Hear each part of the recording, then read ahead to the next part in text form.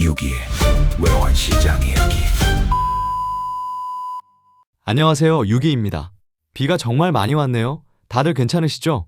환율도 예상했던 대로 하락하는 모습을 보였습니다. 외환시장으로 유튜브 시작한 지도 3년이 넘어가는데 아직 구독자가 500명도 안 되다니 이 정도면 정말 인기 없는 채널인 것 같습니다. 그래도 자기 만족이니 이번 주도 이어갑니다. 그럼 7월 20일 이번 주 외환시장 살펴보겠습니다. 지난주 돌아보고 시작하겠습니다. 예상대로 금통위에서는 금리를 0.25% 올렸습니다. 2.75%가 되었습니다. 원화 하락의 재료였으나 이미 시장은 금리 인상을 예상했고 1480원대까지의 하락했던 모습이 선반영되었다는 듯 금리 인상 이후는 큰 변화가 없었습니다.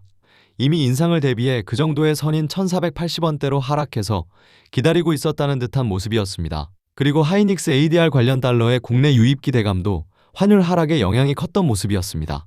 미국의 물가 관련 경제지표는 예상보다 안정적인 모습을 보이면서 금리 인상에 대한 기대감이 소폭 하락하는 모습을 보여 달러는 약세를 보였습니다. 외국인들도 주초는 순매도였지만 주 후반 강한 매수는 아니더라도 어느 정도 갈등하는 매수의 모습을 보이고 있었습니다. 관건은 미국과 이란의 물리적인 충동, 그리고 그에 따른 유가 상승이 주 후반 환율을 급상승으로 전환시킨 후 마감한 모습입니다. 이번 주 전체적인 분위기는 계속해서 아래쪽으로 무게를 두어야겠습니다. 하지만 중동의 긴장감이 하단을 지지할 듯합니다. 먼저 국내 금리 인상은 예상되었던 부분이고 향후 금리는 유동적으로 경제지표를 보고 결정하겠다는 원론적인 언급을 했습니다. 이 정도에서 좀 지켜보겠다라는 것과 향후 지표에 따라 유동적으로 하겠다는 것은 차이가 있어 보입니다. 이 정도에서 지켜본다는 것은 어느 정도 만족하기에 천천히 생각하겠다는 의미이고 유동적을 대처하겠다는 것은 언제라도 추가 인상을 해야 할 상황이 되면 즉각 대처하겠다는 의미일 듯합니다. 그리고 역시 지지난주부터 나오던 업체의 물량, 그리고 하이닉스 물량도 시장에 무게감을 더할 것 같습니다. 이번 주 발표될 미국의 경제지표 역시 중요도가 높은 발표는 없을 것 같은 한 주입니다. 다음 주 미국 연준의 금리 결정에 대한 깜깜이 일주일이기에 시장 자체의 변수는 크지 않을 것 같습니다. 다만 반도체와 AI 관련 업체의 실적 발표에는 관심을 가져야겠습니다. 결국 남은 건 외국인 동향과 중동 지역의 긴장감입니다. 미군의 사망까지 발생한 상황에서 두 나라의 긴장감은 더 고조될 것이고 이에 따른 유가 상승은 다시금 물가에 대한 불안감으로 다가올 것입니다.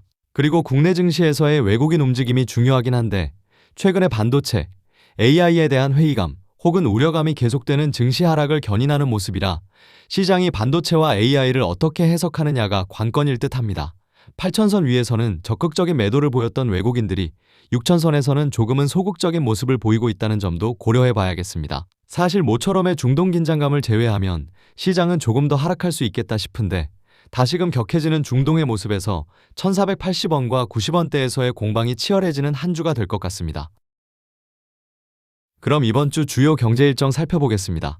먼저 다음 주 28일 미국 연준의 연방공개시장위원회가 있기에 이번 주는 깜깜이 기간입니다. 주요 인사들의 발언은 없을 것입니다. 대신 증시에서 AI 부분의 중요한 위치를 차지하는 알파벳의 실적 발표가 22일 있습니다. 그리고 23일 인텔의 실적 발표가 있습니다.